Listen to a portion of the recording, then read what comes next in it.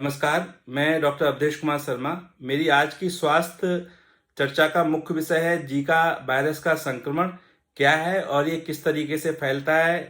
या इसका mode of transmission क्या है। तो जैसा कि हम सभी जानते हैं कि अभी हाल के कुछ दिनों में उत्तर प्रदेश के कानपुर और उसके आसपास के शहरों में जीका वायरस का संक्रमण काफ़ी फैला हुआ है और इसने लोगों में एक अदृश्य डर और भय का माहौल बना दिया है। अभी जबकि कुछ दिनों या कुछ समय से हम कोरोना वायरस के इन्फेक्शन और कोरोना वायरस की महामारी से ही लड़ने में काफ़ी व्यस्त थे और डरे हुए थे, और उसके ऊपर से अभी कोरोना की भयावहता पूरी तरीके से समाप्त हुई भी नहीं है। अभी भी कोरोना वायरस के केसेस कहीं कहीं निकल रहे हैं और ऐसे समय में एक नए वायरस का इन्फेक्शन का फैलना लोगों में एक भय और डर का माहौल पैदा कर रहा है। तो मैं आज मुख्य रूप से बताना चाहूँगा कि जीका वायरस का संक्रमण क्या है और ये किस तरीके से फैलता है, जिससे कि हम इसके प्रति जागरूक हों और हमारे अंदर डर या भय का माहौल ना बने। तो जीका वायरस मुख्यतः फ्लेवी वायरस ग्रुप का एक विषाणु है और ये एक विषाणु जनित बीमारी है, जिसको हम की वायरल डिजीज कह सकते हैं।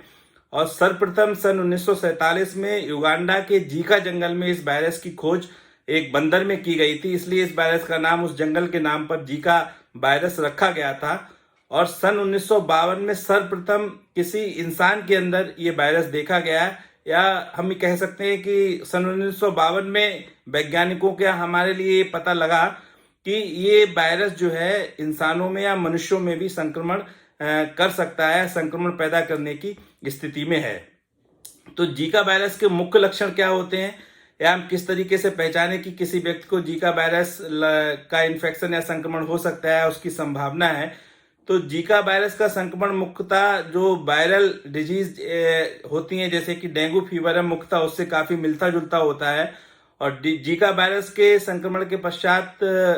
किसी भी मनुष्य को या संक्रमित व्यक्ति को बुखार आ सकता है, हाथ पैरों में दर्द हो सकता है, बदन में बहुत तेज दर्द हो सकता है, जोड़ों में दर्द हो सकता है, शरीर पर कई जगह चकत्ते भी पड़ जाते हैं और आंखों में जलन हो सकती है। और काफी गंभीर श्रेणी के इन्फेक्शन में या गंभीर श्रेणी के संक्रमण में जीका वायरस मुख्यतः नर्वस सिस्टम और जो स्पाइनल कॉर्ड होती है उस पे इफेक्ट करता है। स्पाइनल कॉर्ड पे असर करने के बाद ये एक तरीके की पैरालिसिस, जो दोनों पैरों की पैरालिसिस कर सकता है, जिसको कि गुलियन बारे सिंड्रोम भी हम जो मेडिकल लैंग्वेज में कहते हैं। और इसके अलावा ये पूरे स्नायु तंत्र या नर्वस सिस्टम को कमजोर कर देता है। लेकिन अच्छी बात यह है कि ये लक्षण सिर्फ 10 से 15% लोगों में ही होते हैं और ज्यादातर 80% से ज्यादा लोग जो कि जीका वायरस से संक्रमित हैं उनमें कोई लक्षण ही नहीं होता है, या हम कहें कि वो एसिम्प्टोमेटिक होते हैं या फिर सिम्टम रहित होते हैं, लक्षण रहित होते हैं। तो काफी बहुत कम परसेंटेज या बहुत कम मात्रा में संक्रमित व्यक्तियों में इसके लक्षण प्रकट होते हैं, जो कि वायरल फीवर से काफी कुछ मैच करते हैं या मिलते जुलते हैं। अब सवाल उठता है कि जो कि सबसे महत्वपूर्ण तथ्य है, जिसके लिए हर कोई जानने को उत्सुक रहता है कि ये एक व्यक्ति से दूसरे व्यक्ति में किस तरीके से फैलता है, इसका मोड ऑफ ट्रांसमिशन क्या है।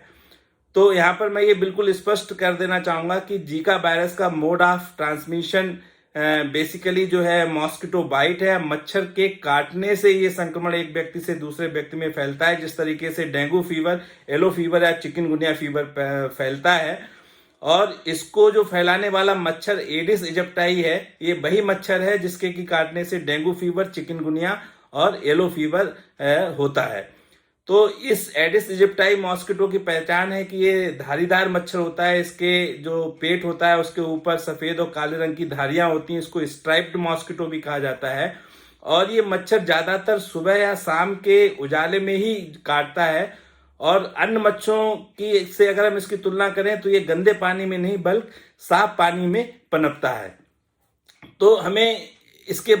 बचाव करने के लिए हमें इस चीज का ध्यान रखना है कि हमें बेसिकली मच्छरों से बचाव करना है। और मच्छरों से बचाव हम कैसे करें कि हमें कोशिश करनी चाहिए कि हमें या हमारे बच्चे जो भी हैं उनको हम पूरे कपड़े पहनाएं, पूरी बाहों के कपड़े पहनाएं जिससे कि बाहें ढक जाए, पूरे पैर ढकने वाले कपड़े पहनाएं और उसके बाद ही उनको बाहर भेजें, जिससे कि वो मच्छर जो उनको कम से कम काटें। और हो सकता है तो मॉस्किटो रिपेलेंट क्रीम्स होती हैं जैसे ओडोमॉस है, और भी बहुत सारी आयुर्वेदिक मॉस्किटो रिपेलेंट क्रीम बाजार में उपलब्ध हैं, उनका हम प्रयोग करें।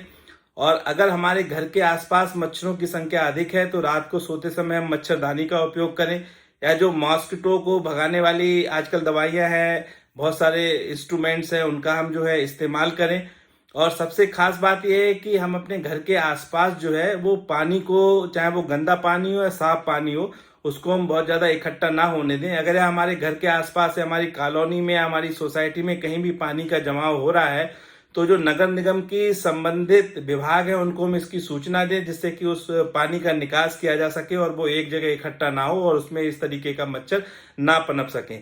और हम अपने आसपास के क्षेत्रों में जो लार्विसाइडल स्प्रे होते हैं या जो मच्छर को मारने के स्प्रे होते हैं उनका भी हम प्रयोग कर सकते हैं। संबंधित जो है स्वास्थ्य अधिकारी होते हैं, नगर निगम कर्मचारी होते हैं, नगर निगम अथॉरिटी जो प्रशासनिक व्यवस्थाएं होती हैं उनको हम सूचित करें,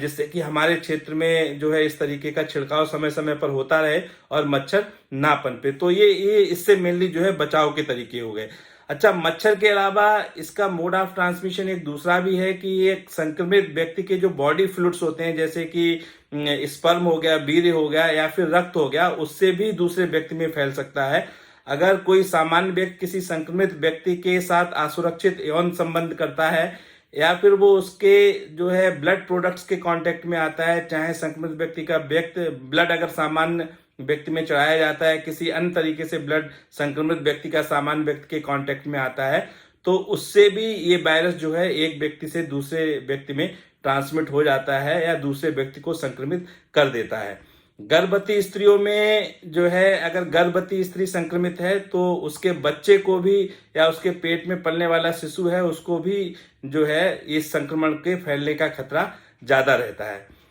अच्छा, अब हमारा सबसे ज्यादा फोकस होता है जीका वायरस में। जो हमारी जितनी भी प्रशासनिक अथॉरिटीज है या जो हेल्थ केयर वर्कर्स है उनका मेन फोकस रहता है कि जो एंडेमिक जोन है जहां पर जीका वायरस फैला हुआ है वहां पर कोई गर्भवती स्त्री तो नहीं है, और अगर गर्भवती स्त्री है तो कोई गर्भवती स्त्री संक्रमित तो नहीं है।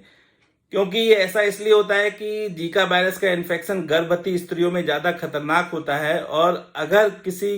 गर्भवती स्त्री को जीका वायरस का संक्रमण हो जाता है तो उसके बच्चे में कई सारी जन्मजात बीमारियां हो सकती हैं और वो पैदाइशी रूप से विकलांग हो सकता है, उसका सिर छोटा हो सकता है, और भी बहुत सारी बीमारियां हैं जिनसे कि वो बच्चा जो है वो अफेक्टेड हो सकता है। तो इसलिए गर्भवती स्त्रियों को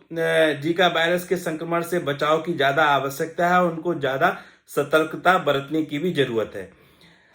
अगर संक्रमण के बाद उपचार की अगर हम बात करें तो जैसा कि मैं पहले ही बता चुका हूं कि ज्यादातर मरीजों में ये वायरस इन्फेक्शन या जीका वायरस का इन्फेक्शन एसिम्प्टोमेटिक होता है, लक्षण रहित होता है, और जिन लोगों में लक्षण आते हैं तो उसमें कोई स्पेसिफिक मेडिसिन या दवाई अभी तक नहीं बनी हुई है। बेसिकली हम दर्द या बुखार की दवाई जो है आप अपने चिकित्सक से परामर्श लेने के बाद